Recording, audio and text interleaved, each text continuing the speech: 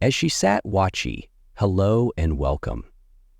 Tonight, let us journey together into a world where the clouds cling to the mountains and ancient walls emerge from the mist. High in the cloud forests of Peru, a remarkable people once built stone settlements that seemed to float between earth and sky. They were called the Chachapoya, the people of the clouds. In this story, you will hear how they shaped their homes on sheer cliffs, how they farmed the hidden valleys, and how their memory still lingers among the drifting mists. Each chapter will bring us closer to the quiet wonders of their world, a place of resilience, ingenuity, and mystery. So find a comfortable place, breathe slowly, and let your imagination follow the winding trails up into the mountains. Our story begins how Chachapoya built cloud forest settlements in Peru. Chapter 1. Where the Clouds Gather. Long before any chronicler set quill to parchment, before any conquistador glimpsed the high ridges of the Andes, the Chachapoya had already woven their lives into the fabric of the cloud forest.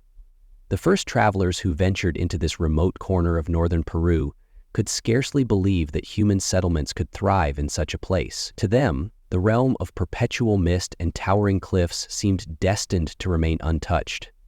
Yet for centuries, these mountains had been home to a civilization both resilient and elusive. From a distance, the landscape itself looked almost imaginary.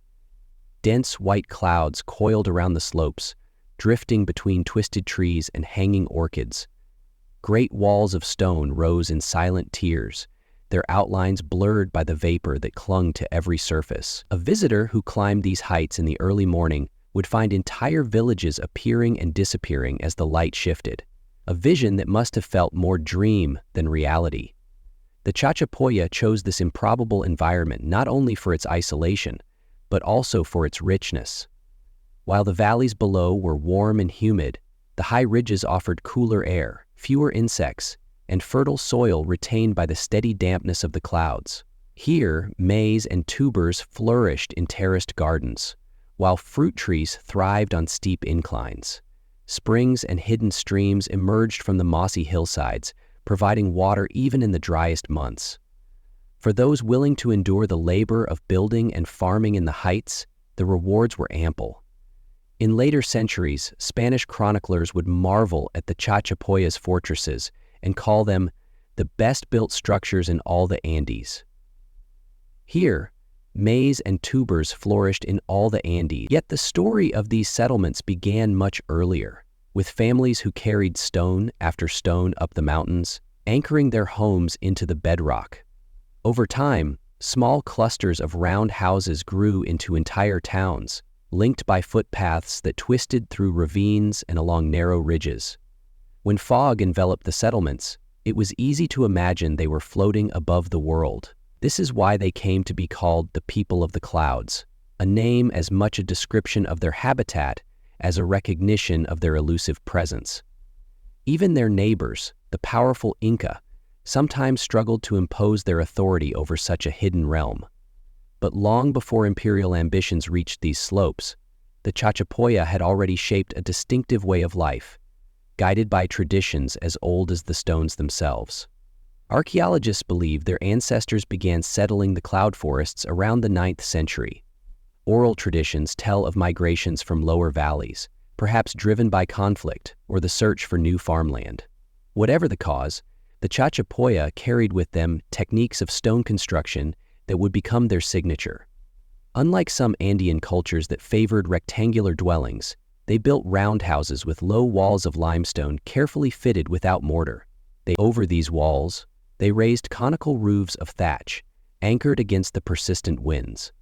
Each settlement was arranged in thoughtful clusters, homes, ceremonial spaces, and storage structures forming a pattern that seemed to grow organically from the slopes.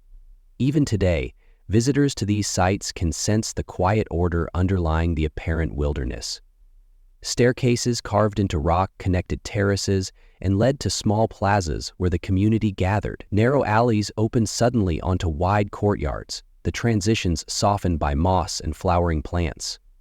The Chachapoya were not a people who imposed themselves arrogantly on the land. Instead, they adapted to its contours, building in ways that respected the steep terrain and the constant presence of moisture. In this delicate balance between human ambition and natural constraint, they found a harmony that allowed them to endure for centuries. Among the most remarkable features of their settlements was the practice of building large defensive walls around entire hilltops. While many Andean cultures constructed fortified enclosures, few did so on such a scale. Some of these walls rose over 10 meters high, composed of massive limestone blocks. Their purpose was not only to repel attackers, but to define a clear boundary between the cultivated, human world within and the untamed forest beyond. When Spanish chroniclers first recorded the existence of these high citadels, they struggled to convey their impact. One described them as cities in the sky, another as castles among the clouds, but no words could fully capture the sensation of standing on a wind-swept rampart, looking out over endless ridges dissolving into the white blankness of mist. To the Chachapoya themselves, these settlements were more than fortresses. They were expressions of identity, visible statements that their people belonged to this demanding landscape. Every stone laid, every path cleared, was a declaration that human community could flourish in a place few dared to claim. As the centuries passed, generations refined the art of building in the clouds. Techniques of construction were handed down, each layer of stone preserving knowledge as well as shelter. Ceremonies marked the completion of walls and the founding of new villages. The names of ancestors were woven into stories, linking the living to the builders who had first dared to settle the heights. And so, even before they encountered empires or invaders, the Chachapoya had already established the foundations of a culture that would intrigue scholars and travelers alike. Their settlements, rooted in rock yet swathed in mist, embodied a paradox, a civilization at once hidden and enduring. In the next chapter, we will trace the early migrations that brought the Chachapoya to these cloud forests and explore how their origins shaped the spirit of resilience that defined them. NG. The world go by. Something caught her eye. It wasn't so much its color or shape, but the way it was moving. She squinted to see if she could better understand what it was and where it was going. But it didn't help. As she continued to stare into the distance, she didn't understand why this uneasiness was building inside her body. Chapter 2. Though no single story explains why they chose the cloud forests as their final refuge, clues lie scattered in both legend and landscape. Some accounts suggest that centuries of gradual pressure, competition for arable land, changing climate, rival groups expanding their influence, nudged the Chachapoya ever higher into the folds of the mountains. Others speak of a more deliberate purpose, a desire to find a place apart, where the boundaries between earth and sky grew thin, and life unfolded in quiet autonomy. Archaeologists have traced fragments of settlement sites along the transitional zone where the eastern Andean slopes descend into the jungles of the upper Amazon. In these regions, small communities clustered near springs and sheltered terraces, cultivating maize, beans, and cocoa in the clearings they carved from the forest. Pottery shards and tools suggest these early settlements were modest in scale but already marked by distinctive practices: careful stone construction, circular building foundations, and burial customs that honored ancestors as protectors of the living. As generations passed, groups gradually ascended the steeper ridges. This was no sudden exodus, but a slow negotiation with terrain and climate. In lower valleys, rainfall fell in predictable seasons, but as they climbed, mists became a near-permanent companion. Even in midday, sunlight filtered through drifting vapor that clung to hair, skin, and the woven baskets slung across their backs. For many, this landscape must have seemed forbidding, a place where trails disappeared in an instant and cliffs loomed like dark sentinels. Yet the cloud forest offered gifts that simpler climates could not. The constant dampness nurtured a profusion of edible plants. Springs emerged in abundance. Insects that plagued the lower zones receded, and high ridges provided defensible positions against potential rivals. Those who accepted the challenge of life in the mists found, over time, that they could build not merely isolated homesteads but thriving communities. It was in these early migrations that the Chachapoya developed an expertise in pathways. To navigate the ridges safely, they established footpaths that wound along the contours of the mountains, often no wider than a single person's stride. Some paths followed natural ledges, reinforced by small retaining walls. Others traversed precarious passes, marked by stacked cairns and carved steps. In many places, a slip could mean a fall of hundreds of meters. But these routes were lifelines, conduits for trade, communication, and the steady flow of knowledge that bound scattered settlements into a single culture. The path builders learned to read the moods of the forest, how the moss-covered stones became treacherous after a night of heavy fog, how the wind funneled through saddles between peaks. To walk these trails was to enter a world where perception itself sharpened. Every root, every damp rock, a reminder of both risk and possibility. Even today, remnants of these pathways remain visible, their stones pressed smooth by generations of bare feet and woven sandals. As their settlements climbed higher, the Chachapoya adapted their methods of cultivation. In lower clearings, they planted maize in small plots, hacked from the forest edge. But in the heights, they built terraces that clung to the mountainside, shaped by walls of fitted limestone. Each level captured precious soil and moisture, creating thin bands of arable ground where tubers and grains could flourish. Over time, these terraces multiplied, transforming sheer slopes into patchwork fields. From a distance, the land itself seemed to step upward in deliberate progression. The process of migration and settlement was not merely a technical challenge, but a cultural transformation. To live among the clouds demanded a different rhythm, a patience attuned to the constant veiling and revealing of the world. On some days, a village might vanish entirely into swirling mist, only to emerge hours later in sudden clarity. Children grew up learning to recognize the silhouettes of familiar peaks, to measure time by the shifting patterns of fog and light. Ceremonies accompanied each new foundation. Oral histories tell of rituals to honor the ancestors whose bones were carried to the new settlements. Stones were set aside as markers, imbued with prayers that the community's roots would sink as deeply as those of the mountain trees. Over generations, these practices gave rise to a sense of belonging that was not tied to any single valley, but to the idea of life sustained above the world's common plane. In this way, the Chachapoya transformed migration into identity. They became a people defined not by what they left behind, but by what they built. Layer by layer, terrace by terrace, on the ridges where clouds made their home. This commitment to forging community in unlikely places would echo in every aspect of their culture, in their architecture, their rituals, their ways of remembering the dead. By the time the Chachapoya settlements reached their fullest expression in sites like Kulop, their mastery of the cloud forest had become unmistakable.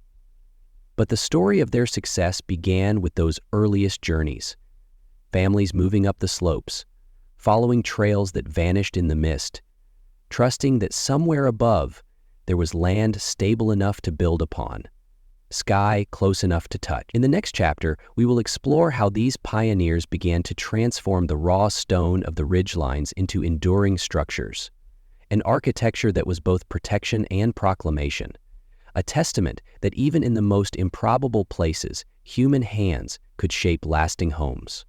Chapter 3. The Stones That Held the Sky.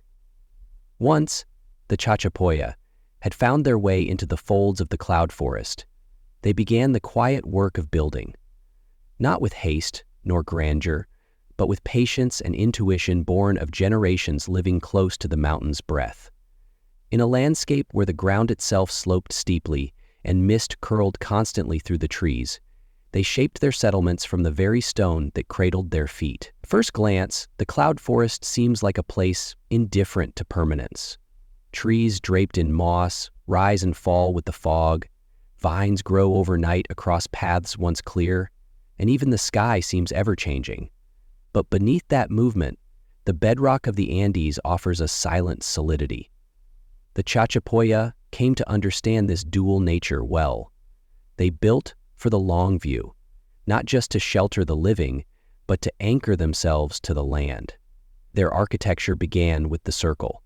Most Chachapoya homes were circular in shape, their low stone walls arranged in tight clusters across the ridges. Unlike the rectangular layouts favored by other Andean groups, the circle provided both structural efficiency and symbolic resonance. Its form echoed cycles found in nature: the sun, the moon, the seasons, and its simplicity allowed it to adapt to irregular ground. Stones were gathered from nearby slopes and carefully shaped by hand. There was no mortar. Instead, each stone was chosen to rest securely upon the others, forming a lattice of weight and balance. These dry stone walls, when seen today, seem almost organic, their lines softened by centuries of lichen and rain. Yet, they endure. Some walls still standing after more than 1,000 years, testament to the skill and care of their makers. A typical house might measure 5 to 7 meters in diameter. Inside, the floor was often leveled and smoothed with packed earth or stone slabs. A small hearth occupied the center, and pottery fragments suggest that food was cooked communally, with smoke escaping through the conical thatched roof. These roofs, though long gone, would have been crafted from local reeds and grasses, bound to wooden frames anchored deep into the stone walls. But it wasn't only homes that the Chachapoya built. Entire villages emerged, planned with subtle organization. Pathways ran between houses like arteries, linking them to small plazas and ceremonial spaces. Some settlements were dense, each structure nestled tightly beside the next. Others sprawled gently along terraces, following the shape of the slope like ripples in a stream. Storage structures, too, were common. Raised platforms or small circular silos where maize and tubers were kept dry. These buildings, slightly elevated or capped with sloping roofs, showed a people not merely surviving, but preparing, thinking beyond the present season. In a climate where fog and rain could linger for days, such foresight was essential. Perhaps most striking of all were the walls. In settlements like Kulap, soaring defensive walls ringed the entire complex, rising up to 20 meters in height and stretching hundreds of meters in length. From a distance, they seemed to grow directly out of the mountain, immense and quiet. Unlike the aggressive fortifications of some ancient cultures, these walls did not bristle with towers or battlements. Instead, they curved gently around the slope, enclosing the space not just against intrusion, but perhaps also against the dissolution of memory. There were only a few narrow entrances, trapezoidal passageways that narrowed as one moved inward. These were not just practical defenses, but architectural statements. To enter a Chachapoya settlement was to pass through stone, to be enveloped by the mountain's embrace. Visitors, allies or strangers, would have felt a shift not only in space, but in tone, from openness to enclosure, from forest to home. The materials were always local. Limestone was plentiful in the region, and its pale surface gave the villages a ghostly hue when viewed through mist. Tools made of stone and bone shaped each block. There was no central government overseeing these projects, no monumental inscriptions. Each settlement grew from within, by the hands of its own people. Decoration was minimal, but meaningful. In some walls, patterns of zigzags and diamonds were worked into the stone, subtle, geometric, like echoes of a language known only to those who lived there.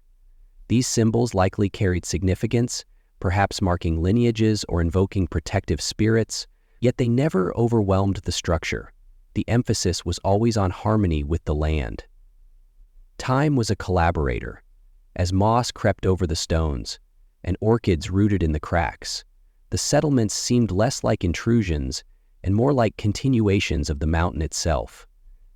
Even today, when modern visitors stumble upon these ruins in the quiet hush of early morning, the sensation is not of something abandoned, but of something still holding its breath. Building in the cloud forest demanded more than technical skill. It required patience. Walls had to withstand the constant saturation of water. Foundations had to be secure against the slow slide of earth. Paths had to be maintained through shifting vegetation. Every structure was a conversation with the elements, a gentle insistence that human presence could coexist with the forest, if only it listened carefully enough. There was no rush. The Chachapoya were never in a hurry to shape the world. Their settlements grew slowly, generation by generation, each stone laid with the knowledge that others would follow. They did not seek to dominate the landscape, but to be accepted by it. In that acceptance, they found something enduring. To build in the clouds is to build for mystery. Unlike the sunlit plains or the sharp desert, where all is laid bare, the mist softens outlines and conceals distance. In the sunlit plains or the sharp desert, where all is laid bare, the mist softens outlines and conceals distance. The Chachapoya embraced that ambiguity. They built not grand palaces or visible monuments, but sanctuaries of stone, places meant to be discovered gradually, their full shape revealed only to those who stayed long enough to see through the shifting veil. In the next chapter, we will explore Kulap itself, the crown jewel of Chachapoya construction, and uncover how one ridge became the heart of a civilization that left its mark not in conquest, but in quiet perseverance. Chapter 4. Kulap. The citadel in the mist perched high on a ridge more than 3,000 meters above sea level. Kulap rose from the forest like a vision conjured by the dreams of those who believed humans could inhabit the sky. Even the first Europeans who stumbled upon its walls could scarcely comprehend how such a place had been conceived and sustained for centuries.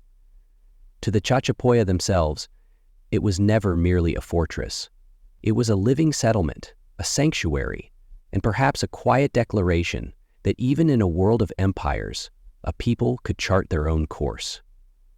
Approaching Kulap in the early morning, when the mists still clung thick around the cliffs, one might glimpse only hints of its vast scale, a pale curve of stone half revealed, a high rampart dissolving into whiteness.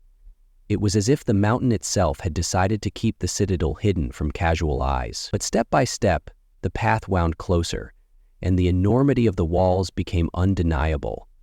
Rising nearly 20 meters in places, constructed from hundreds of thousands of tons of limestone, they enclosed a space more than 600 meters in length. For the Chachapoya, this was not only the largest building project they ever attempted, but a kind of anchor to hold their culture steady amid the shifting tides of time. Archaeologists have long debated why Kulap was built with such formidable defenses.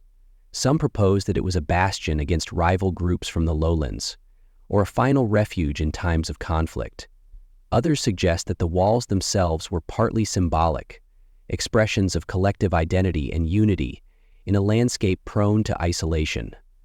Whatever the purpose, their effect is unmistakable. It passed through the narrow entrance, shaped like a funnel that forced any visitor to move single file, was to step from the open wilderness into a space deliberately set apart.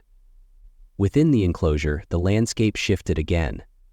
Where the forest gave way to sheer walls, inside Kulap, the ground flattened into a broad plateau. Here, hundreds of circular structures clustered in a pattern that seemed organic, yet planned.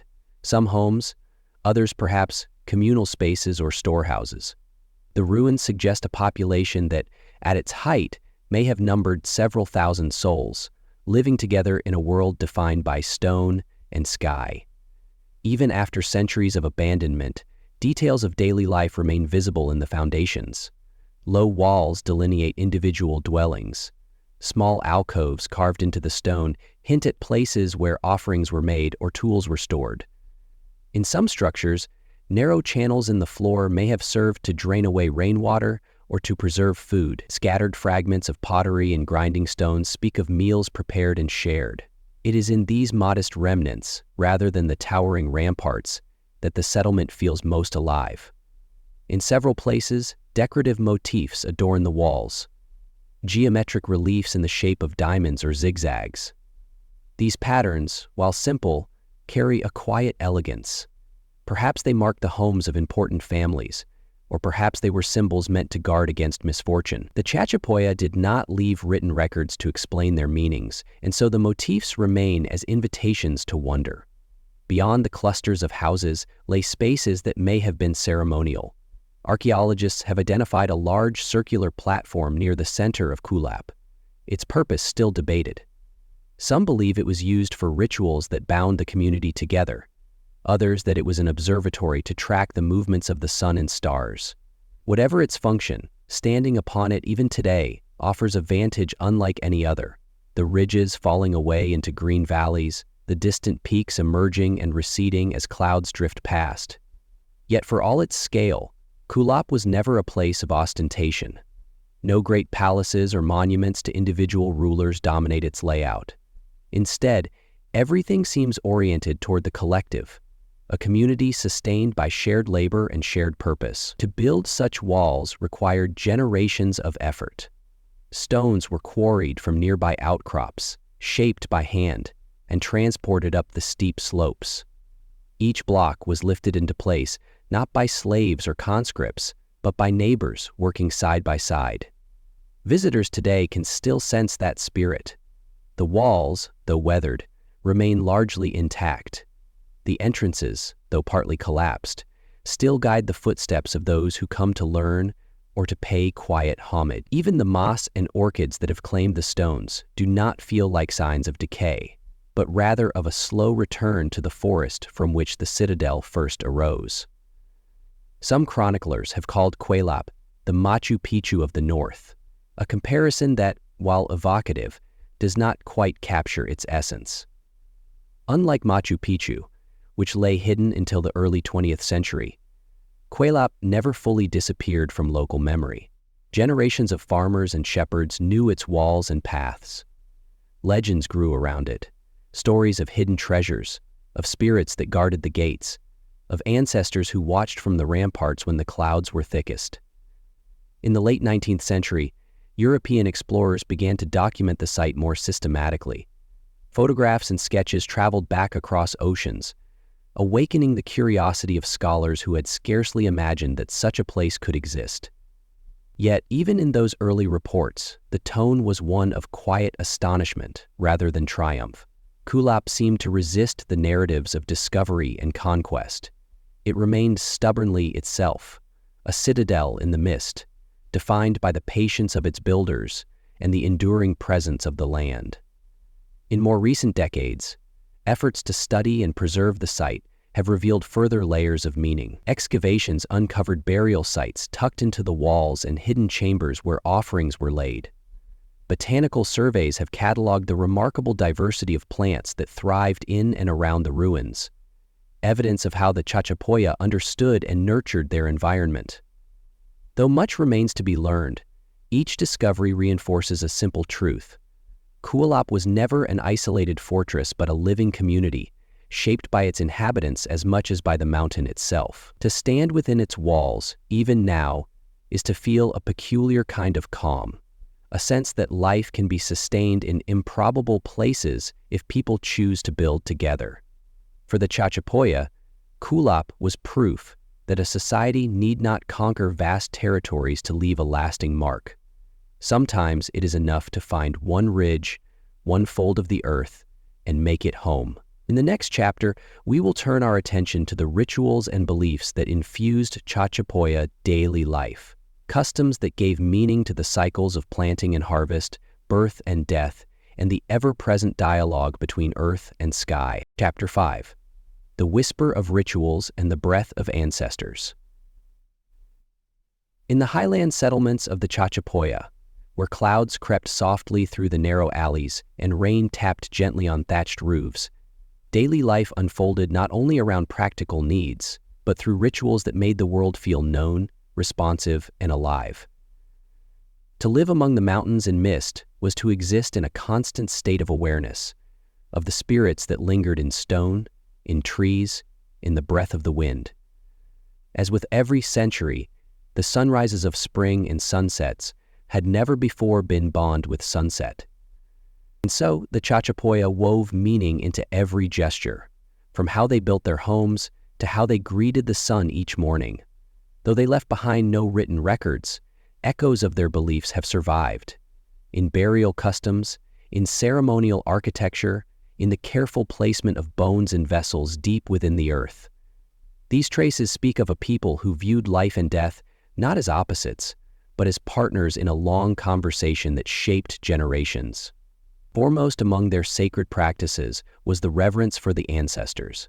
The dead were not considered distant, but present, watchful, protective, guiding. Their remains were not buried and forgotten. Instead, they were placed in chulpas, funerary towers, or nestled in tombs carved into the sheer cliff faces, often above the very settlements where their descendants lived. High above the forest floor, sealed in niches cut from living rock, the ancestors rested where mist and wind could reach them. In some locations, archaeologists have found carefully arranged bundles of bones, wrapped in textiles and placed within small structures at the edge of inhabited spaces. These were not casual deposits. Their placement suggests intention, a boundary between the everyday and the sacred, a quiet place where memory was tended like a flame. Some tombs were decorated with simple but striking figures, faces painted onto the stone, stylized eyes and mouths outlined in red ochre. These gazes, fixed outward toward the mountains or the forests, may have served as guardians, or reminders that the living were never truly alone.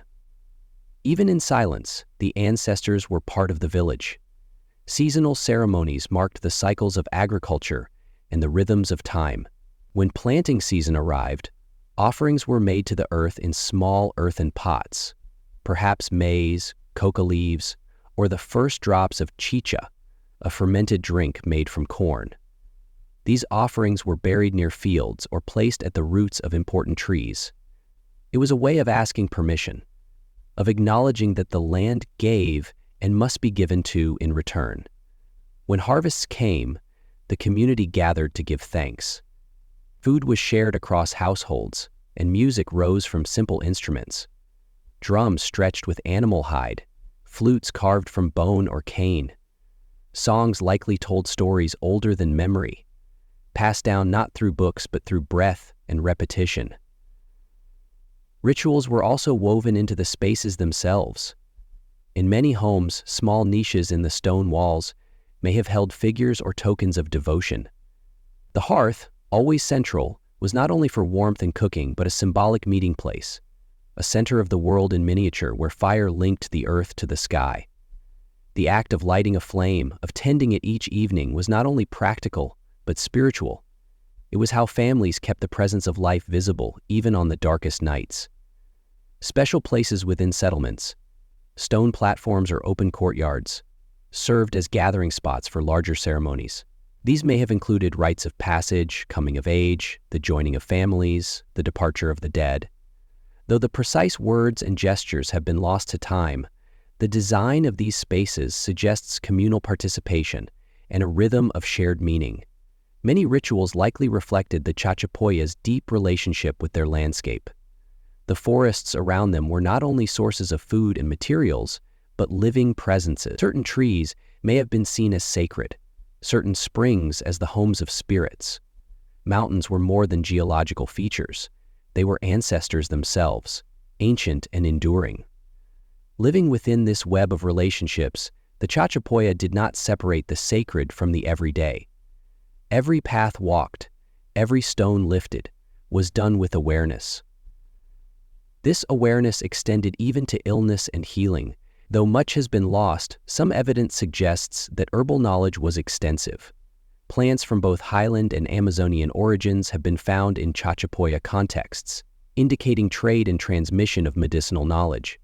Healing was likely both physical and spiritual, involving plants, prayers, and ritual acts to restore balance rather than only treat symptoms. Perhaps one of the most telling aspects of Chachapoya belief lies in their silence. There are no great inscribed monuments, no dramatic altars. Their spiritual life was folded gently into daily life, carried not by grand spectacle, but by continuity. Generation after generation, repeating small acts of reverence that wove their lives into the larger tapestry of nature and time. When outsiders eventually came, first the Incas, then the Spanish, they brought with them different religions, different gods, and different ways of remembering. Temples were built elsewhere, with gold and carved stone, lit by fire and shadow. But in the cloud forests, the old ways lingered, if only in fragments. Even as new beliefs took hold, the mountains remained the same. The wind still carried the voices of ancestors, and in the crumbling stone walls, worn smooth by years of mist and touch, the outlines of old rituals could still be traced. Today, standing in the ruins of a Chachapoya settlement as fog curls across the grass and orchids bloom from cracks in the wall, one can still feel the breath of their world, a rhythm not lost, only softened. It hums in the stillness, in the way time slows among the clouds.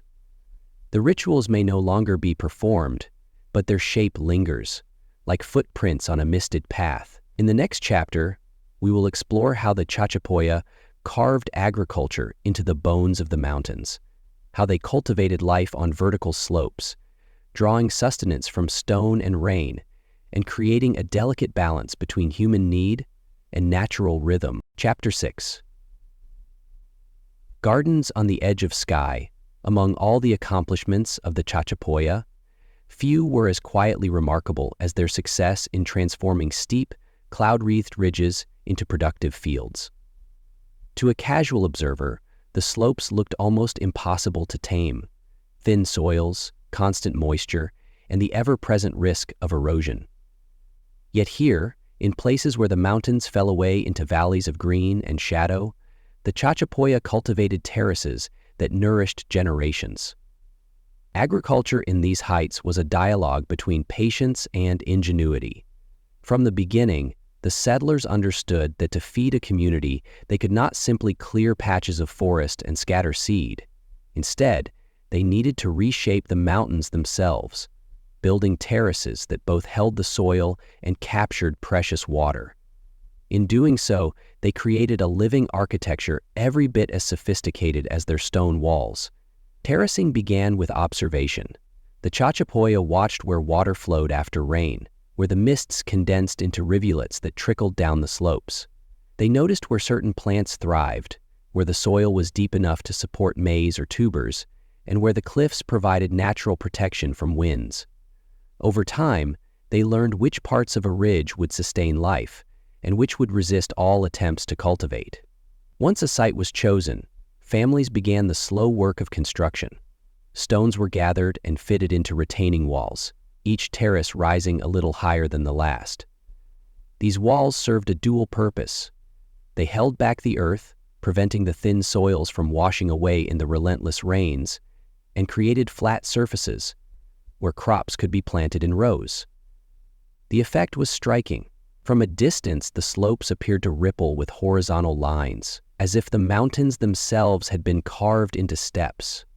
Within each terrace, soil was sometimes enriched with organic material: decaying leaves, ash from cooking fires, the remains of old crops.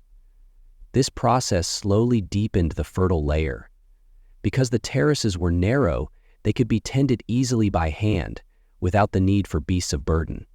Every seed planted, every weed pulled, was a reminder of the intimate scale of Chachapoya life. Maize was a staple crop, its golden ears prized both for nourishment and for rituals. Alongside it grew beans, tubers, squashes, and chili peppers. In some areas, fruit trees took root on the margins of the fields, offering a steady supply of vitamins and variety. Each harvest depended not only on skill, but on the cooperation of the weather.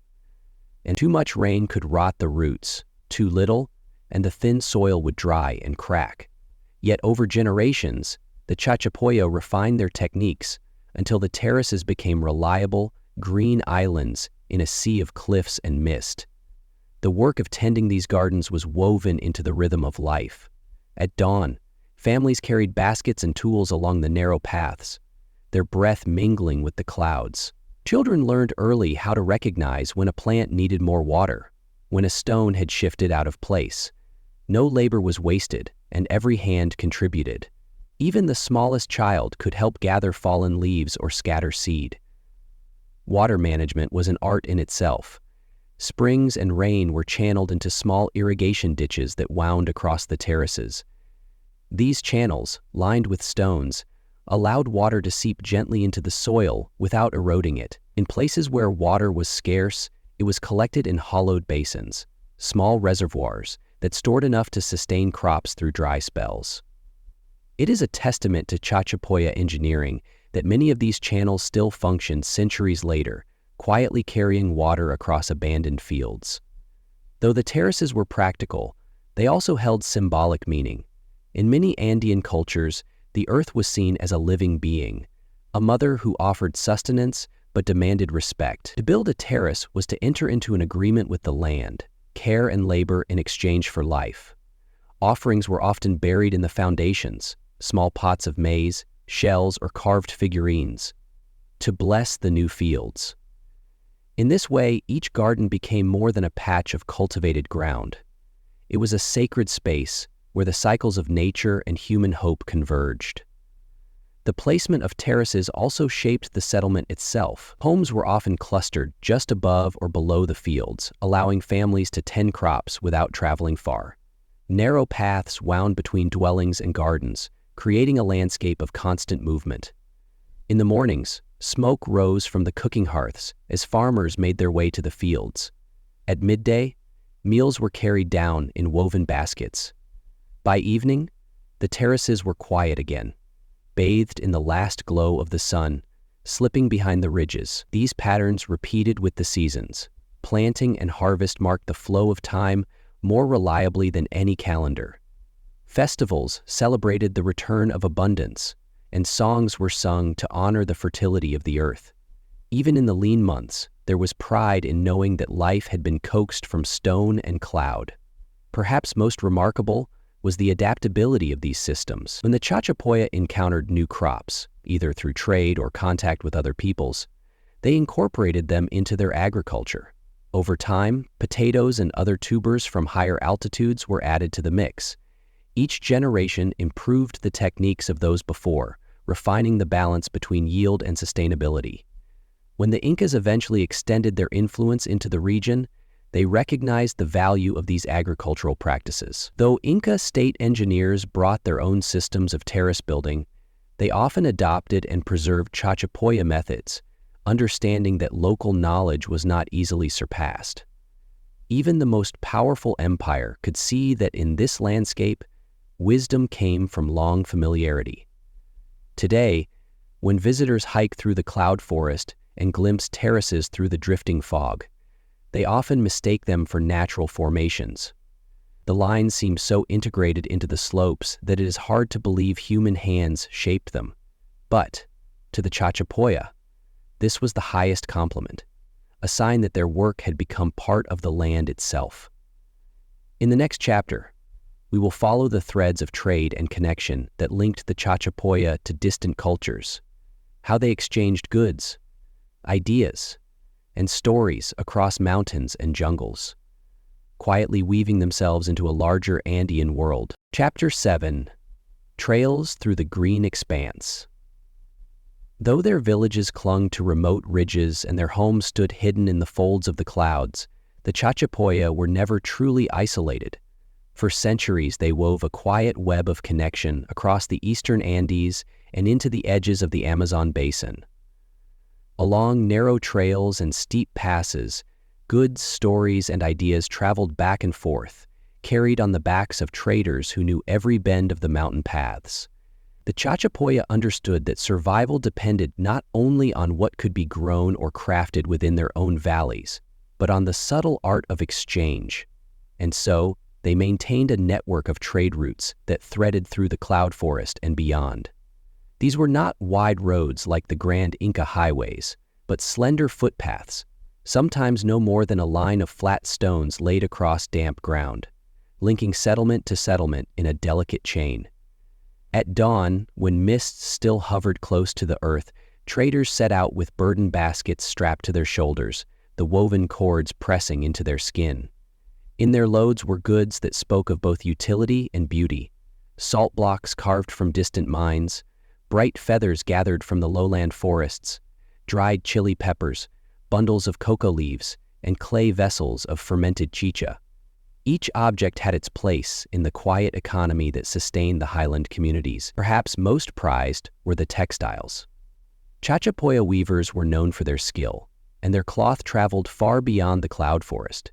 Even Inca chroniclers, with all their imperial pride, recorded that the people of the clouds produced fine woven garments, dyed in subtle colors, ochres and greens, deep browns and soft yellows.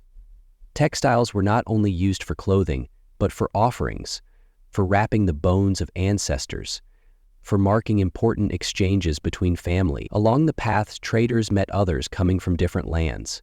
People from the High Sierra with llamas laden with salt and dried fish, lowlanders bearing fruits and resins unknown in the high valleys.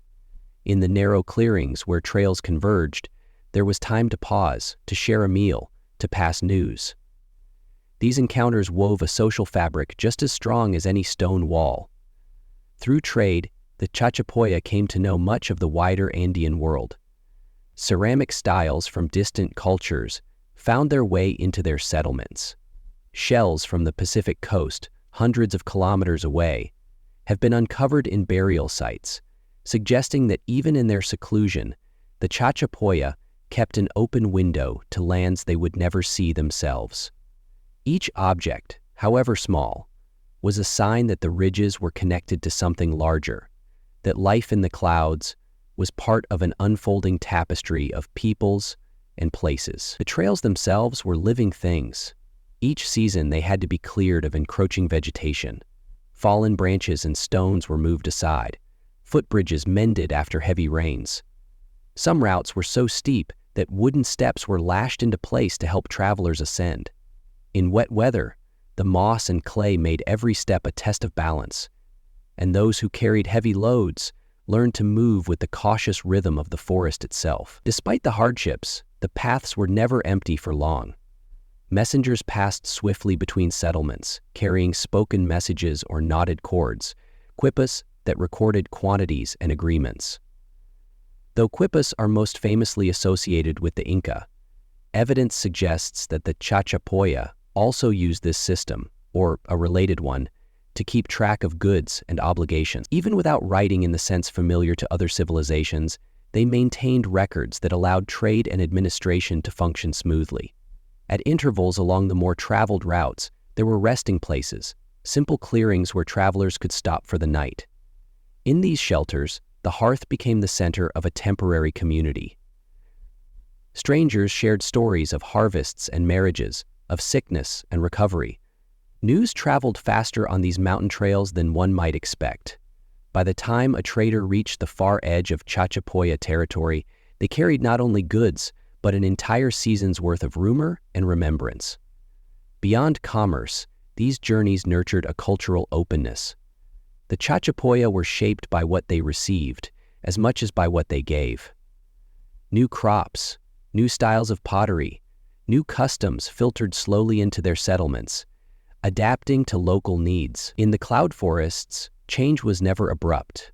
Instead, it drifted in like mist, gathering slowly until it became part of the landscape itself. Even spiritual life reflected this exchange. Along the trails, shrines were built at significant points, where paths crossed rivers or where a sudden view opened onto distant valleys. Travelers paused to leave small offerings, a few cocoa leaves, a scrap of woven cloth, a whispered prayer for safe passage. In this way, the act of movement itself became a kind of devotion, a reminder that the world was wider than any single ridge or settlement. When the Incas eventually expanded into the region, they brought their own imperial roads, broad, stone-paved routes designed to move armies and tribute swiftly. Yet even then, the old Chachapoya trails continued in use. They were known by heart, rooted in memory and custom. While the Inca highways represented authority, the mountain paths represented continuity, links to ancestors who had first carved them into the slopes. Today, many of these trails have vanished beneath forest growth. Others survive as narrow tracks, worn smooth by centuries of footsteps.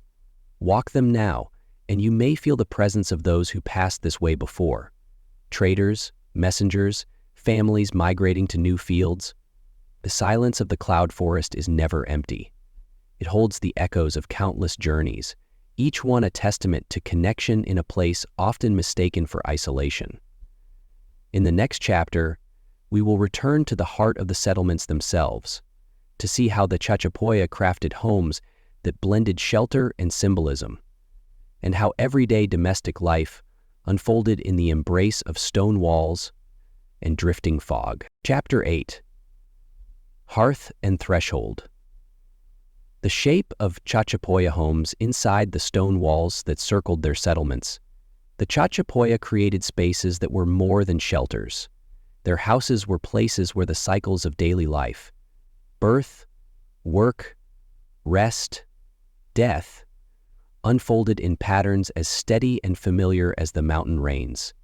To step across the threshold of a Chachapoya dwelling was to enter a world carefully shaped to reflect both practicality and a quiet reverence for the unseen forces that moved through sky and earth. Most homes began as circles.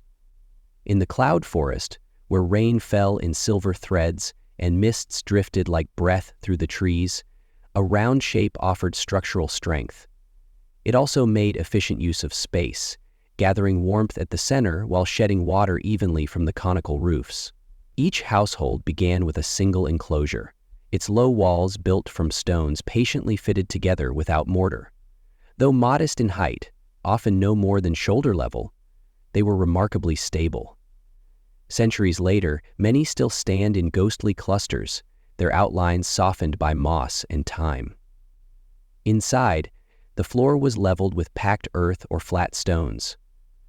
Along the perimeter, niches were carved into the walls. These recesses were practical, used to store tools, food, small keepsakes, but they also held objects of meaning: woven figures, pottery vessels that once held offerings, carved stones whose significance is lost but whose careful placement suggests devotion. In this way, every house became both a place of labor and a vessel of memory. At the center, the hearth burned. In the Chachapoya world, fire was more than warmth or fuel for cooking. It was a living presence, a mediator between the solid earth and the restless sky. Each dawn, the fire was kindled anew. Each dusk, it was fed before sleep. Around it, families gathered to share food and stories. The light cast shadows on the curved walls, turning the space into something both intimate and infinite. In the glow of embers, the worries of the day softened, and the sense of belonging deepened. Roofs were made of thatch, shaped into steep cones to shed rain. Bundles of grass or reeds were tied to wooden frameworks, sometimes reinforced with layers of moss to improve insulation. Though few roofs have survived, the stone wall rings and the placement of roof post sockets make their shapes easy to imagine. In the wet season, the sound of rain striking the thatch must have filled the rooms with a steady percussion, an ancient rhythm of shelter and storm. The storms, while the basic form of houses was shared across Chachapoya settlements, no two were quite identical. Some were small and closely set, suggesting clusters of related families. Others were larger, perhaps indicating higher status or communal functions. The arrangement of doorways and thresholds often aligned with paths or plazas, creating subtle lines of connection between households and public spaces. Movement through a settlement was fluid. One could step from a private circle to a shared plaza in a few strides, never quite leaving the sense of community behind. Beyond individual houses, larger enclosures stood apart, structures that may have served as gathering places or spaces for ritual. In some settlements, these were slightly elevated, their walls thicker and sometimes adorned with geometric design. These communal buildings remind us that Chachapoya life was never only about the household. It was about the web of kinship and obligation that held neighbors together in a land that demanded cooperation. While the walls and roofs shaped the visible aspects of home, less obvious features also played a role. Drainage channels were sometimes cut into the floor or laid beneath the walls to keep interiors dry during heavy rains. Small ventilation openings near the roofline allowed smoke to escape without losing too much heat. Every detail reflected a patient refinement of knowledge, lessons learned over generations of building in the clouds. Domestic life was rich in routine. At dawn, the household stirred, embers coaxed into flame, water drawn from cisterns or nearby streams, maize ground on stone metates. As the day unfolded, women spun fibers and wove textiles, men tended fields or repaired walls, children gathered firewood or watched over younger siblings. Meals were often simple, boiled tubers, stews thick with maize and herbs, but nourishing, the product of a system that balanced effort and reward with remarkable delicacy. Evenings were a time for stories. In fact, even the simplest meals were changed into an undercurrent of subtle delicacy and story. Though none have been preserved in writing, it is easy to imagine the tales that were shared. Ancestors who tamed the cliffs, spirits who guarded springs, journeys taken along mist-shrouded trails. These stories were not entertainment alone. They were a means of teaching, of reminding each generation who they were and why they remained here, in the heights where the clouds never quite parted. Birth and death were not separated from daily spaces. Newborns were welcomed in the same rooms where their parents had been born. The dying often spent their last days near the hearth, surrounded by familiar walls and the voices of kin. After death, the body might be moved to a burial tower or cliff tomb, but the spirit was believed to linger close, watching over the house. In this way, the threshold between the living and the departed was as permeable as the mists drifting through the trees. The shape of these homes, simple, enduring, open to sky and earth, embodied a worldview distinct from later empires. While the Incas built grand palaces of cut stone, the Chachapoya chose forms that blended into their landscape. Their houses did not proclaim dominance. They declared belonging. Each ring of stones was a promise that life could take root in unlikely places, that community could flourish in the clouds. Today, the foundations remain, their outlines softened by centuries of rain and moss. Walk among them, and you may sense the traces of countless mornings and evenings, the quiet persistence of lives lived close to the land. Even in ruin, the circles whisper of continuity, a shape that holds memory without needing to boast. In the next chapter, we will turn to the larger centers of Chachipoya society, the hilltop settlements where ceremonies, trade, and governance converged, and see how these communities balanced autonomy with connection in a world both vast and intimate. Each major center was positioned with care. From their high walls, watchmen could see approaching travelers hours before their arrival. Paths converged on these places like tributaries flowing to a river mouth. Whether coming to trade, to settle disputes, or to celebrate the turning of the seasons, people found their way to these hubs with an ease born of generations of familiarity. Among the most impressive was Kulap, the citadel whose massive walls rose like a fortress of dreams. But Kulap was only the largest of many. Throughout the Chachapoya heartland, dozens of smaller hilltop communities dotted the ridges, each with its own rhythm. Some were seasonal, occupied when crops needed tending or ceremonies called the people together. Others were permanent, with a steady population that never left the heights. Approaching a hilltop settlement, a visitor first encountered its defensive walls. Unlike the purely functional barriers of later fortresses, these walls had an aesthetic of their own. Stones were laid with precision, their faces smoothed and fitted into undulating lines that followed the contours of the ridge. In some places, decorative friezes adorned the surfaces, zigzags, rhomboids, and serpent-like forms that caught the morning light. These symbols likely held layered meanings: protection, lineage, the blessings of the spirits, but their exact interpretations remain locked in the past. The entrances to these settlements were often narrow, funnel-shaped passages that forced visitors to approach in single file. This design provided security, but it also imposed a kind of ritual order. Passing through the gate was more than a change of location. It was a crossing of thresholds, from the outer world into the shared life of the community. Inside, the settlement opened into a network of plazas, terraces, and clusters of roundhouses. Here, life unfolded in a measured dance. Markets convened in the plazas, with goods laid out on woven mats, salt, dried tubers, pottery, and the brilliant feathers of jungle birds. Traders haggled in low voices, while children darted between baskets, eyes wide with curiosity. The air filled with the mingled scents of earth and smoke, of damp cloth and sun-warmed maize. Ceremonial platforms, sometimes raised a few steps above the plaza floor, marked the spiritual center of each settlement. These were places of public ritual, where offerings were presented, alliances formalized, and the cycles of planting and harvest celebrated with dance and song. Though time has stripped away the voices and music, the worn stones still seem to hold a memory of footsteps and drum beats. Governance, too, found its place among these walls. The Chachapoya did not build palaces or monuments to singular rulers. Instead, decisions were likely made by councils of elders or representatives from leading families. In shaded corners of the plaza, groups gathered to discuss the matters that shaped their lives: boundary disputes, marriage arrangements, the storage and distribution of harvests.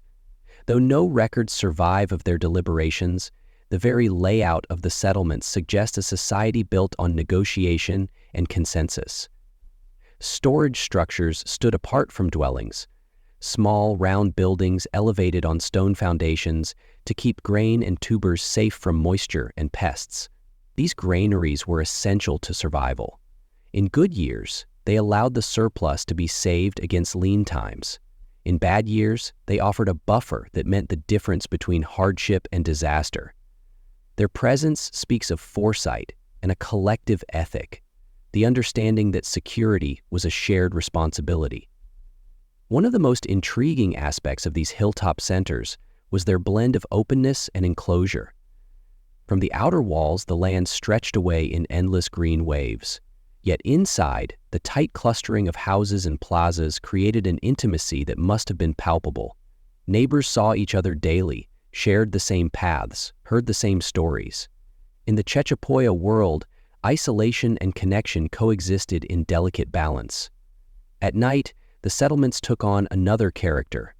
As dusk deepened and the clouds drew close, fires glowed behind doorways. The low murmur of conversation blended with the sighing wind.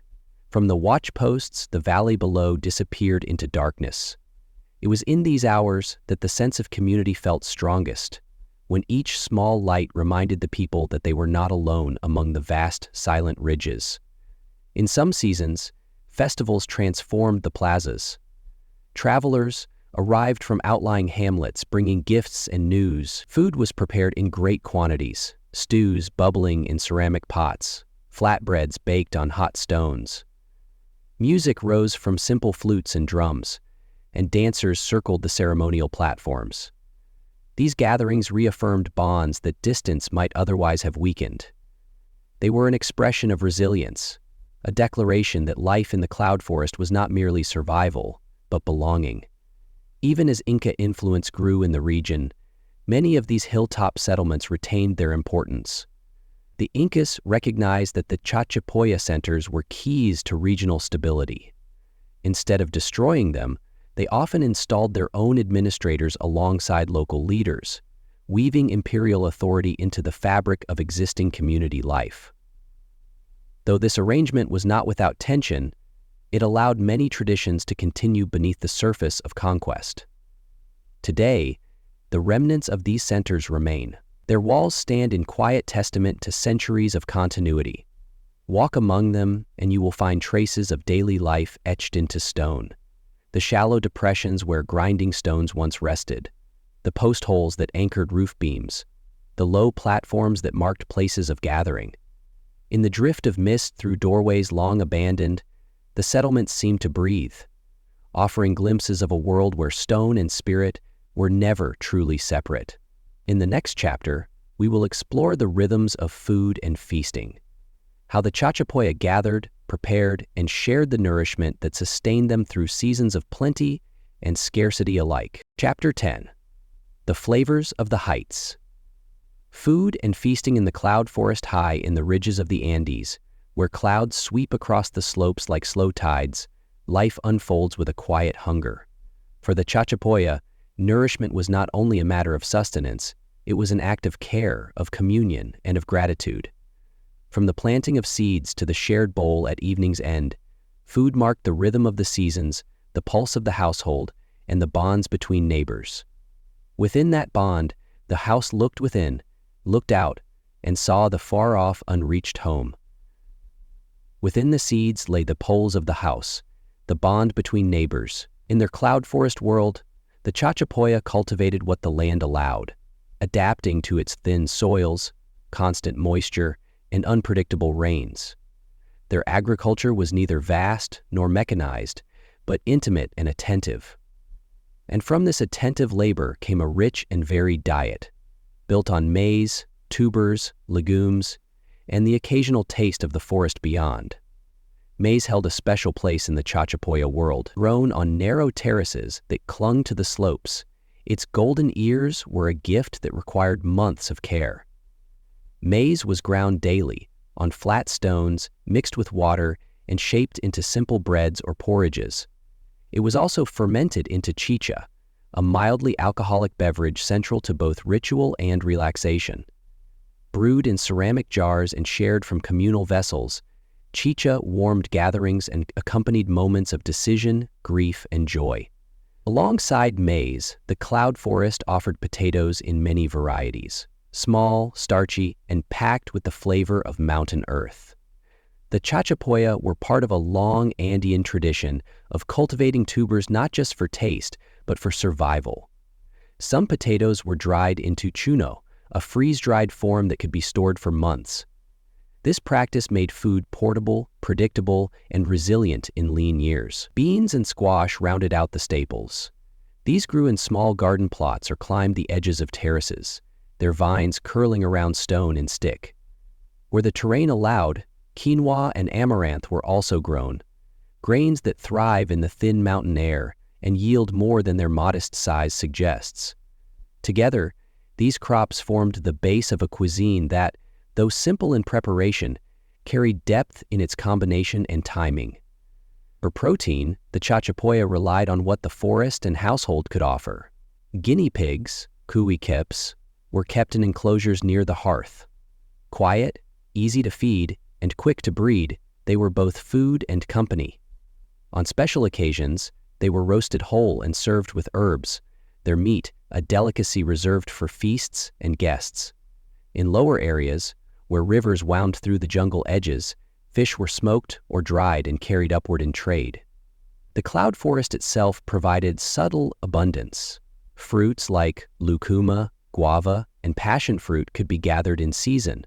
Nuts and roots offered variety.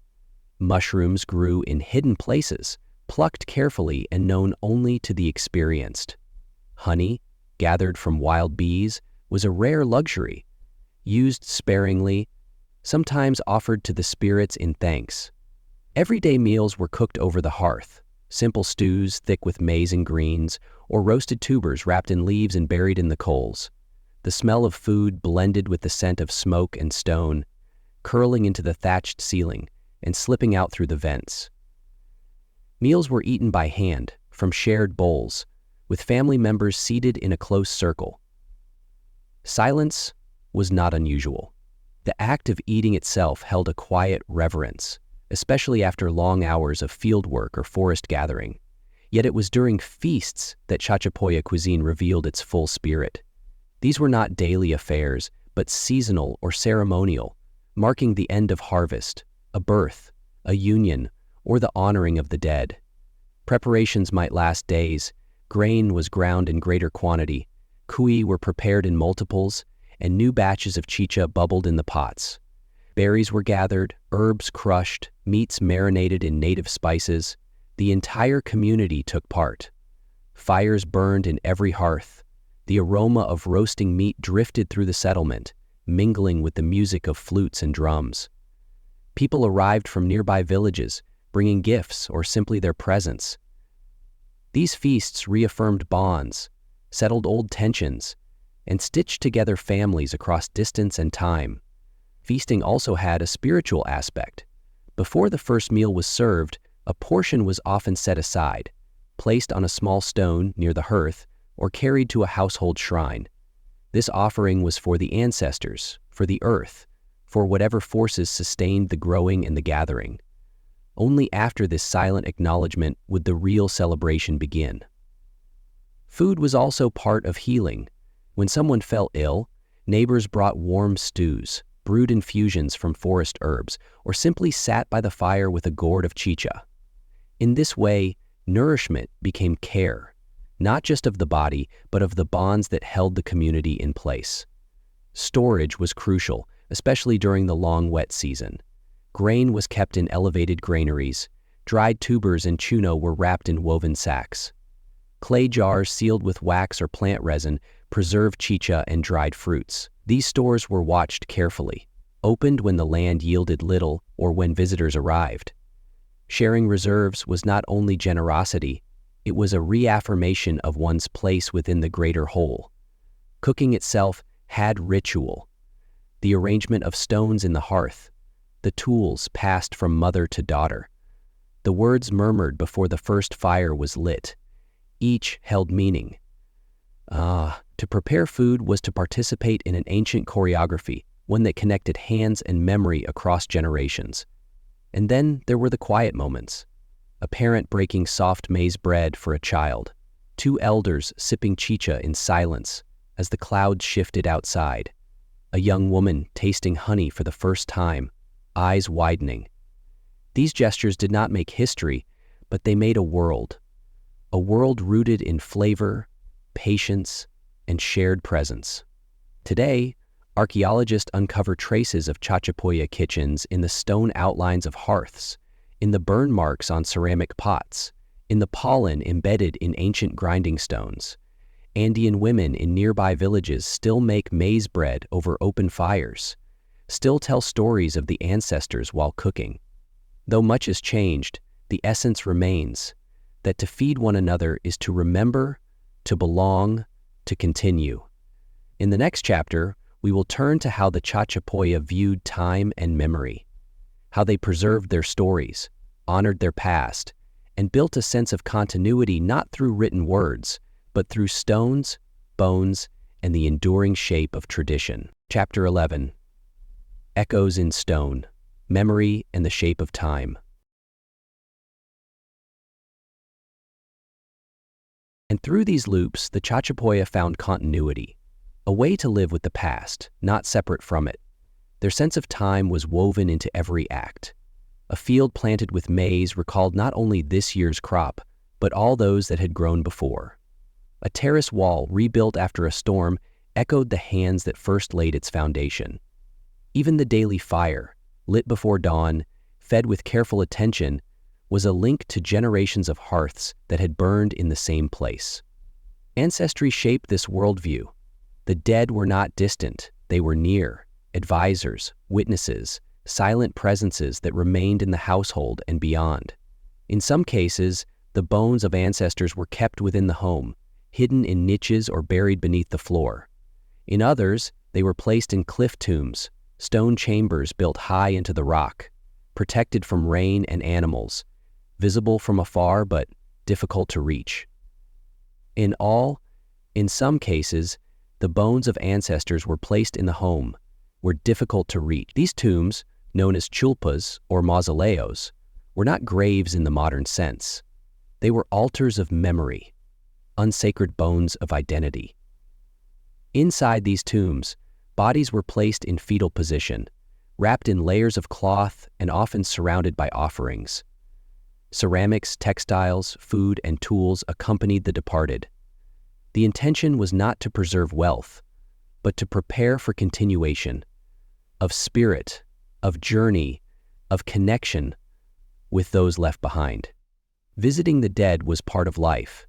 Paths led to the cliffs where tombs opened like quiet mouths. Families made offerings, whispered names, asked for guidance or forgiveness. The past was not buried, it stood nearby, watching. Memory also took architectural form. The great walls of places like Kulap were not just defenses or foundations. They were timelines, layered constructions where each generation built upon the stones of the last. In some walls, old doorways were sealed and new ones opened. Spaces shifted, but the bones remained, embedded in the evolving heart of the settlement. A child born in such a place entered not just a house, but a lineage made visible in stone. Oral tradition was the living thread. Without books or scrolls, stories passed from mouth to mouth. Some were long and winding, telling of heroes and ancestors, of spirits who walked the forest paths. Others were practical: how to grow a certain plant, how to interpret the clouds before a storm. Children learned them not in schools, but at the fireside, on long walks through the terraces, during planting or harvest. A grandmother's story might begin in laughter and end in silence, with a look toward the mountains that needed no words. Ceremony reinforced memory. Festivals marked the turning points of the year: solstices, equinoxes, the arrival of rain, the time of sowing. Where the water's fall sets off from the sunlit region, festivals mark the turning points of the year: solstices, equinoxes, the arrival of rain, the time of sowing. Festivals mark the turning points of the year: solstices, equinoxes, the arrival of rain, the time of sowing. Festivals mark the turning points of the year: solstices, equinoxes, the arrival of rain, the time of sowing. These were not only agricultural markers, but spiritual waypoints. Through dance, song, offerings, and food, the people remembered together. Each gathering was a rehearsal of shared identity.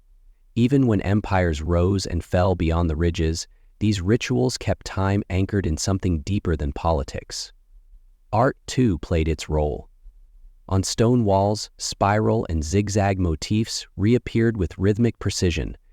The stones in this cave produced on pottery, patterns circled bowls and jars like visual prayers.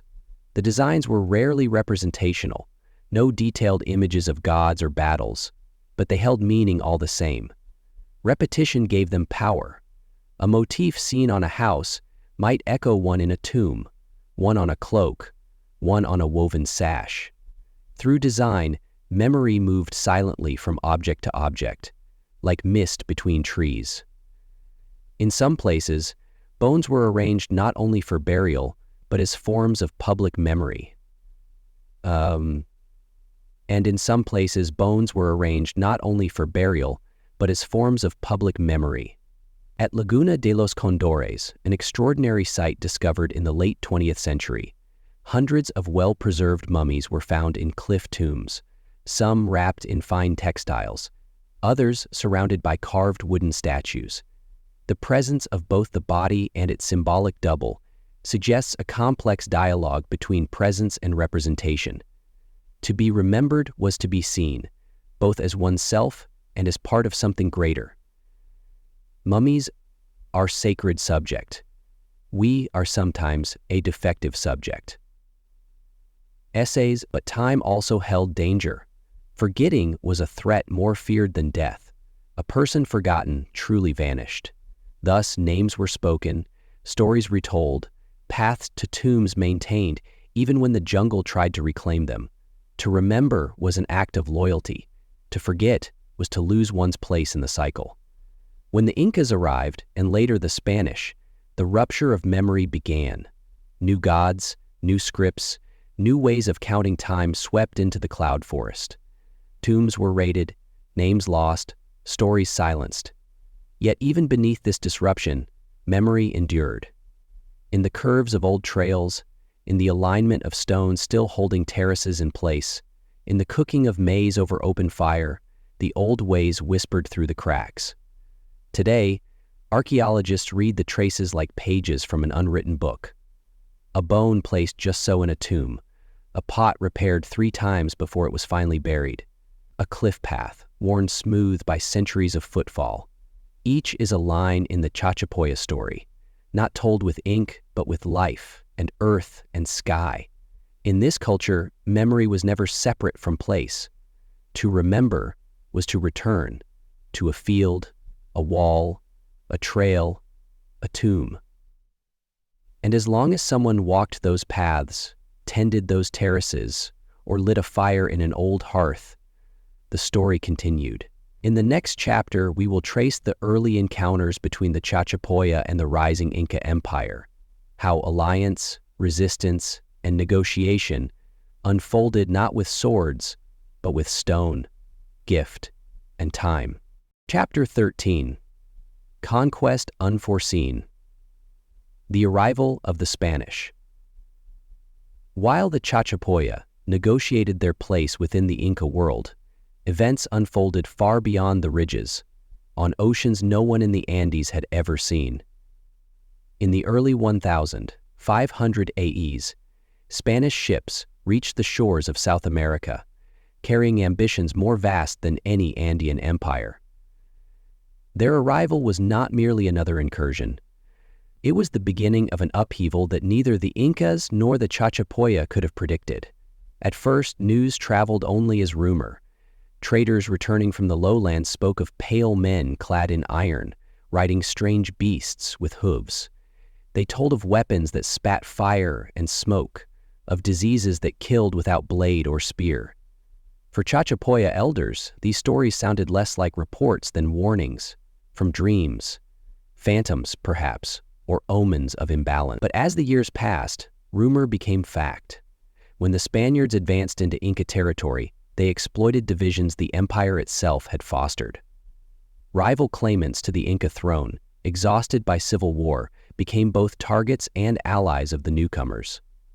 The Chachapoya, who had lived under Inca rule for generations, found themselves facing a choice none had expected: to support a crumbling empire that had absorbed them, or to gamble on the strangers whose purpose remained opaque. Records written by Spanish chroniclers tell how the Chachapoya ultimately aligned with the invaders.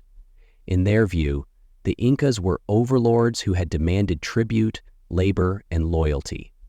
The Spaniards offered a promise of liberation, though in truth, they came as conquerors.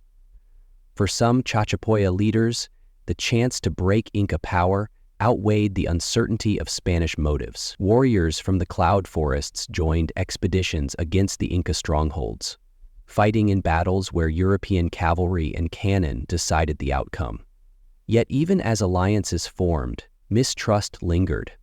Spanish captains saw the Chachapoya as useful auxiliaries, not equals. The Chachapoya, in turn, saw the Spanish as an unpredictable force, dangerous but perhaps transient.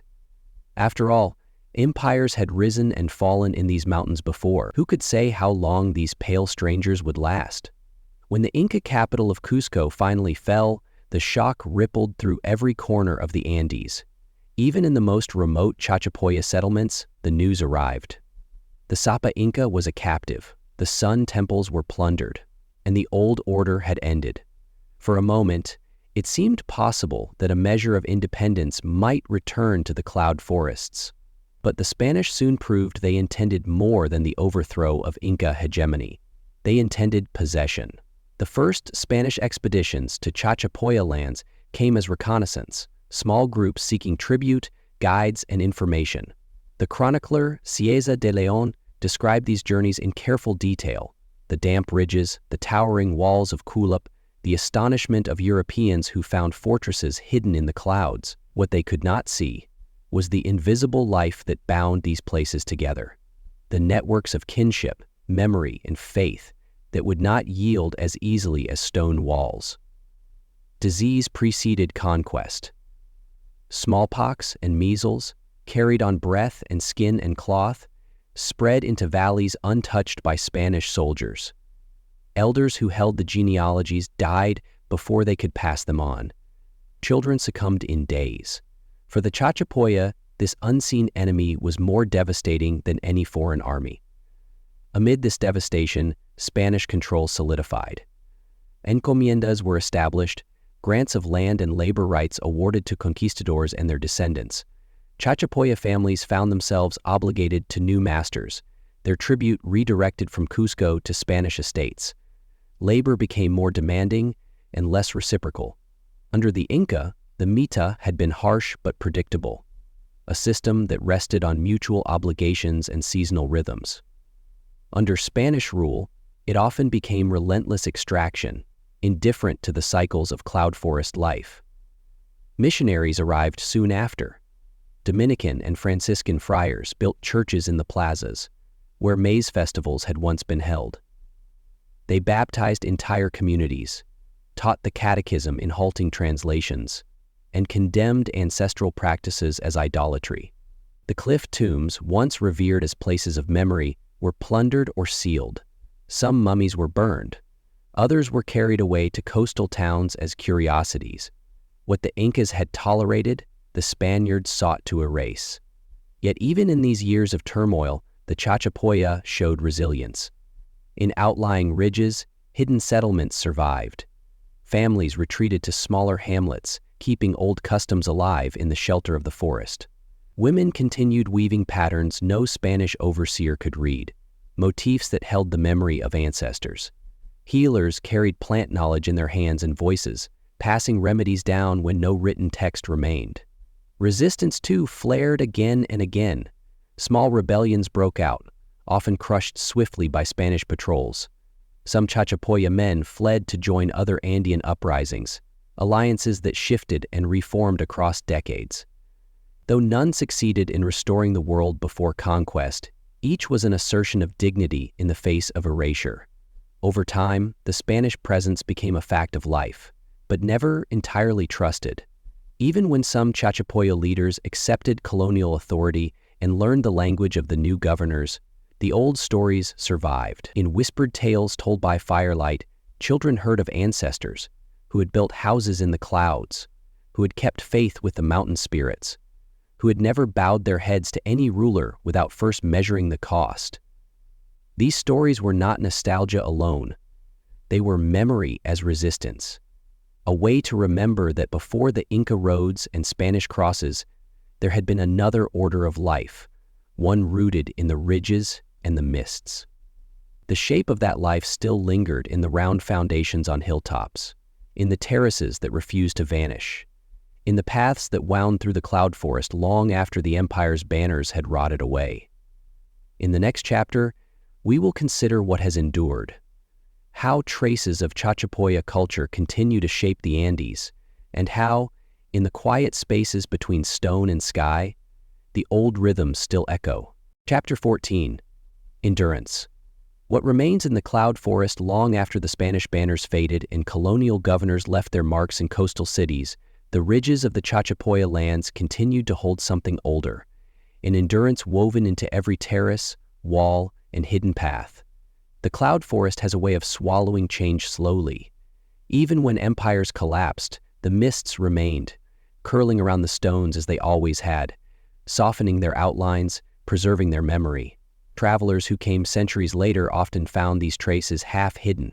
In the early 19th century, explorers from Lima and Quito reported ruins in the high valleys, circular house foundations, great ramparts of stone, and cliff tombs still holding the shapes of the departed.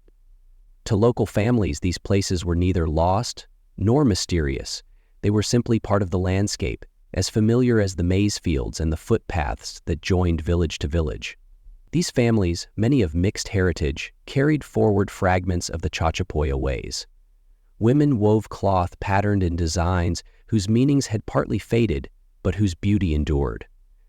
Men tended terraces older than any written record, repairing walls with the same skill their ancestors had used. When children helped in planting, their hands touched the same soil that had sustained generations, black earth made fertile by centuries of care. Though much knowledge was lost, songs unremembered, ceremonies forbidden, names erased, some currents never disappeared. In quiet kitchens, women still prepared maize bread on clay griddles, drying it carefully for storage. In gardens near the forest edge, herbs grew that had once formed the pharmacy of the cloud people. The stories that survived did so because they were spoken, not written, passed from elder to child in evenings when the wind rattled the thatch and the candles burned low. Among these stories was always a sense of place, a conviction that the ridges themselves were alive, that the fog held voices, that the cliffs were more than mere rock, Even today, some families will not linger long near the old mausoleums. They nod in respect as they pass, acknowledging the presence of something still watching, still listening. In the 20th century, archaeologists began to study the Chachapoya heartland with greater rigor. Kulap, the great citadel, became an object of fascination. Its massive walls, some rising almost 20 meters, defied the easy explanations of casual visitors. Researchers mapped its terraces and circular buildings, noting how the layers of construction recorded centuries of occupation. Excavations revealed pottery, tools, and bones, each a fragment of lives once woven into the stone fabric of the place. Yet Kulap was only the most visible emblem of Chachapoya endurance. All across the cloud forest, hundreds of smaller sites waited in the green silence. Settlements perched on ridges, tombs tucked into cliffs, terraces hidden beneath moss and vines. Each site told a piece of the same story, that here, a people had found a way to thrive in a place others might have deemed inhospitable. And they would have cared. It was in this place that terrorists had deemed inhospitable. They did so not by imposing themselves upon the land, but by listening to it, learning its patterns, and shaping their settlements in harmony with its moods. For local communities, the interest of outsiders brought both opportunity and burden. Tourists came, eager to climb the walls and photograph the views.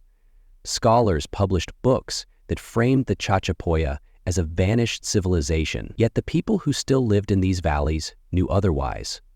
While the name had changed and the customs evolved, the line of continuity remained unbroken. Even language carried traces of this endurance. Though Quechua and Spanish became dominant tongues, old words survived. In some villages, place names still draw on the ancestral lexicon, syllables whose meanings reach back before Inca conquest. They describe springs, ridges, hollows, and paths, mapping the landscape with a memory deeper than any archive. Modern efforts to understand the Chachapoya have also illuminated their sophisticated environmental knowledge. Agronomists studying abandoned terraces have found them ingeniously engineered to conserve moisture, prevent erosion, and yield steady harvests despite heavy rains. Botanists, documenting local plant use, have learned how generations of healers preserved remedies derived from the cloud forest's astonishing diversity. For every scientific discovery, there is often a living practitioner, someone whose grandmother taught them which leaves ease fever, which roots soothe a newborn's colic. Perhaps most remarkable is how the old roundhouses still inspire a sense of belonging. In some communities, when a family builds a new home, they echo the ancient form. Circular walls, thatched roof, a hearth at the center. Though built with modern materials, these spaces feel familiar. They carry the imprint of something older, a design shaped by generations who understood that life moves in circles, not straight lines. In recent decades, local initiatives have begun reclaiming the narrative of the Chachapoya. Teachers include stories of the cloud warriors in their lessons. Festivals honor ancestors not as curiosities of the past, but as part of a living identity.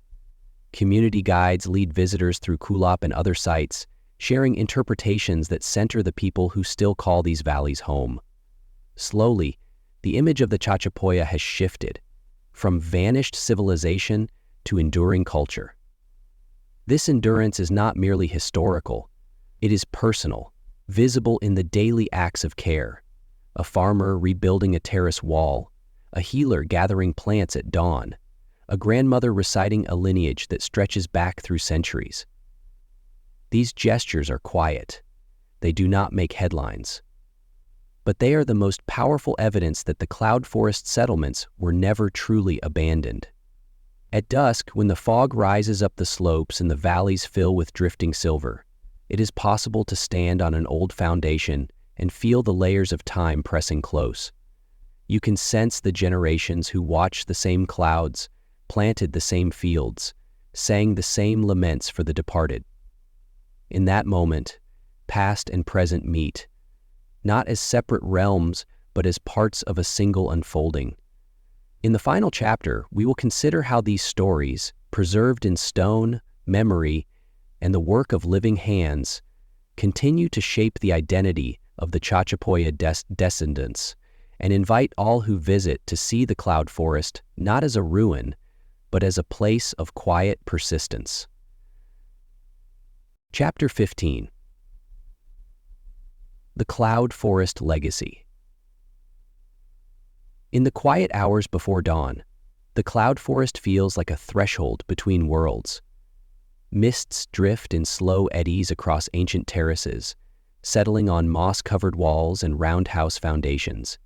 Here, the past does not feel distant. It breathes in the damp air, clings to every stone, and hums beneath the roots of trees that have watched centuries pass. To walk these ridges is to encounter a legacy both fragile and resilient. Fragile because time and conquest have erased so many names, silenced so many songs. Resilient because something essential has survived, an enduring sense of place and the unbroken chain of those who remember. For Chachapoya descendants, this legacy is more than memory. It is identity, woven into daily life. In villages tucked along narrow roads, families still farm land their ancestors shaped. They plant maize in plots bounded by the same stone lines, mend walls with techniques handed down across generations. Even as modern roads, schools, and technologies transform the valleys, the old patterns remain, rooted not in nostalgia, but in necessity and respect. Elders speak of the Gentiles, the ancestral spirits who walk in the mists. They say the spirits watch over the terraces, ensuring that those who live here never forget where they came from. Children learn early to greet these unseen presences with a quiet nod or whispered acknowledgement. Such gestures are small, but they reflect a worldview that sees time not as a line to be left behind, but as a circle that always returns. When visitors arrive at Kulap or any of the smaller ruins, they often marvel at the engineering of stones, how stones placed without mortar have endured earthquakes and centuries of rain. But for local guides, what matters more is the story those stones hold, of ancestors who built not only walls but relationships, who knew how to work with the land rather than against it. This philosophy persists in the way people here tend their fields. In recent years, agronomists and conservationists have begun studying traditional Chachapoya farming methods, recognizing them as models of sustainability. Terracing, once dismissed as primitive, is now understood as a sophisticated response to erosion and climate. The old techniques conserve water, protect fragile soils, and maintain yields even during unpredictable weather. In a time when ecological balance is more important than ever, the lessons of the cloud forest are finding new relevance. Stories, too, have regained their place. For much of the colonial and Republican period, the Chachapoya were depicted as a vanished people, an enigma to be studied rather than a living culture to be engaged. That perception is changing. Local teachers now include Chachapoya history in their curricula. Festivals celebrate cloud forest heritage with music, dance, and foods that echo the old traditions. Young people are rediscovering ancestral crafts, textile weaving with geometric motifs, pottery shaped in the old forms, and the cultivation of medicinal plants once nearly forgotten. Archaeological projects increasingly work in partnership with local communities. Rather than treating sites as isolated relics, researchers collaborate with families whose ancestors never truly left. Together, they are piecing together a fuller picture of the Chachapoya story, one that honors the complexity and continuity of life here. Excavations uncover pottery fragments, tools, and bones, but also reveal the invisible threads that connect past and present. For travelers who come with curiosity and respect, the experience of the cloud forest can be transformative. To stand among the roundhouse foundations and watch fog roll in is to feel the slow pulse of time. It invites reflection on how civilizations rise, adapt, and endure. It reminds us that the measure of a culture is not only in what it built, but in how it sustained life, how it nurtured relationships with land, ancestors, and one another. Even now, the cloud forest keeps its secrets. There are valleys where no road leads, ravines whose walls still hold hidden mausoleums. Local stories speak of lost paths, sealed chambers, and ancestors who linger as protectors. Some say the spirits remain to ensure that no one forgets the bargain the Chachapoya made with these ridges, a bargain of respect and reciprocity. As long as someone tends the terraces, repairs the walls, and remembers the names, the old order has not entirely disappeared. In a world often fixated on progress and novelty, the Chachapoya legacy offers a different kind of wisdom. It shows that endurance is built not on domination, but on attentiveness, on the patient work of learning a place's temperament and shaping life around it. It teaches that culture is not a monument, but a practice, renewed every day in small acts of care and remembrance. Today, when families gather to share maize bread or brew chicha in clay jars, they do more than nourish their bodies. They participate in a story that began centuries before the first Inca envoy climbed these slopes, before the Spanish ships appeared on the horizon. That story is not only about survival, it is about belonging to the land, to each other, and to the long memory of the cloud forest. And so, in the hush that falls at twilight, when mists drift low and the ridges turn to silhouettes, you might feel it, the quiet persistence of a people who refuse to vanish. You might glimpse how the Chachapoya remain, not only in the stones and terraces, but in the hearts of those who walk here still. Thank you for joining this journey through time, across the ridges and into the mists. May these stories remind us that even the softest voices can endure, echoing far beyond the moment they were first spoken.